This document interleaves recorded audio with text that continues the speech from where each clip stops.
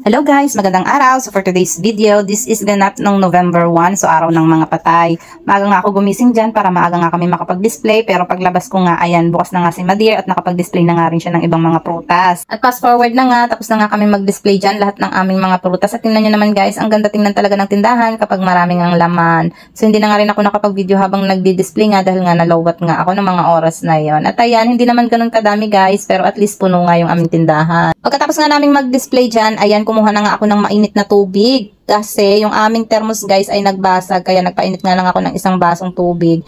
Tapos kinuha ko na nga itong Fernsey dahil meron na nga ulit kaming Fernsey coffee, kaya magko-coffee na ang person. Dahil alam nyo naman, kulang ang morning kapag walang coffee dahil coffee is life. Tapos maya-maya nga lang din yan ay tinawagan ko nga si sir dahil wala siyang pasok. Mamimili kami sa Anilao. So medyo natagalan pa nga kami makapunta dyan sa Anilao guys dahil nga umulan, pinatila pa nga namin. At ayan, on the way na nga kami sa mga oras na yan at si sir nga ang nagdadrive. So nagbi-video-video nga lang ako. At buti na lang talaga guys, tumila din yung ulan dahil kung matatagalan pang tumila ay wala na naman kaming aabutang mga isda dito sa Anilao. At nandiyan na nga kami at tingnan nyo naman yung mga isda. Medyo madami-dami pa pero halos pare-parehas nga lang. So nalilito pa nga ako dyan kung ano talaga ang aming bibilihin dyan na seafood. So ayun, nakita ko nga yung dilis na maliliit. Kaya bumili nga ako dyan ng halagang 50 pesos dahil napapaibig nga ako sa kinilaw na dilis. Pagkatapos nga namin bumili ng dilis, ay nagtingin-tingin pa nga kami kung ano pang mabibili at nakita ko nga itong tahong, kaya bumili nga kami ng 1 kilo. So 150 yata guys ang kilo niyan, tapos yung medyo malaki ay 160. Pagkatapos nga ay nag-ikot pa nga kami at nakita nga namin itong lambor o yung pusit, kaya bumili nga kami ng 2 piraso dahil sobrang mahal nga ng kilo, 550. At dahil wala na nga akong magustuhang bilhin, ay ayan, pumunta nga ako dito sa tabing dagat at ayan, tiningnan ko nga kung maraming mga naliligo dahil kapag nga November 1 or 2, maraming ang naliligo dyan. So far, wala pa naman masyado.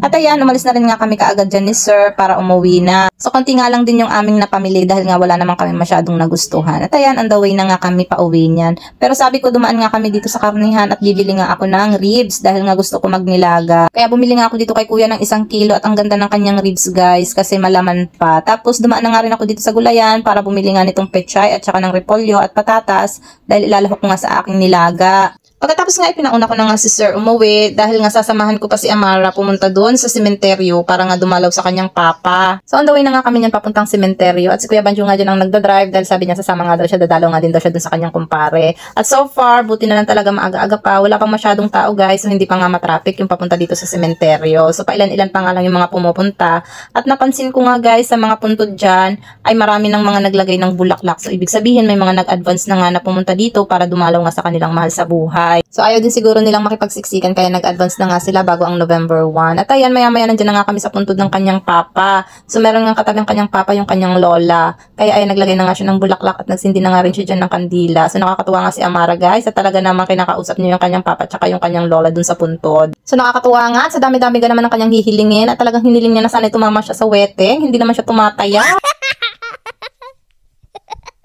So hindi rin naman kami masyadong nagtagal doon, umalis na rin nga kami kaagad dahil nga marami pa akong gagawin. Pagbalik ko nga sa tindahan ay ayan, dumating nga ito si Forever. Siya nga yung guys nag-viral dito sa amin na masarap nga daw yung kanyang tindang puto. Ewan ko puto ba tawag dyan o sapin-sapin. At ayan, bumili nga ako ng 1 tub for 100 pesos. So maraming nga nagsabi guys na masarap nga daw tong kanyang tinda. Kaya ayan, inaabang-abangan ko talaga to guys na dumaan. At nang matagpuan ko nga ay hindi ko na talaga pinalagpas. Bumili talaga ako dyan guys. So napadalawang tub pa nga ako dyan guys dahil nga nakaka-addict siya at ang sarap niya. Kaso nga lang sa may mga diabetes dyan ay hinay-hinay lang talaga. At sa mga nagda-diet dyan at talaga namang nakakataba ito.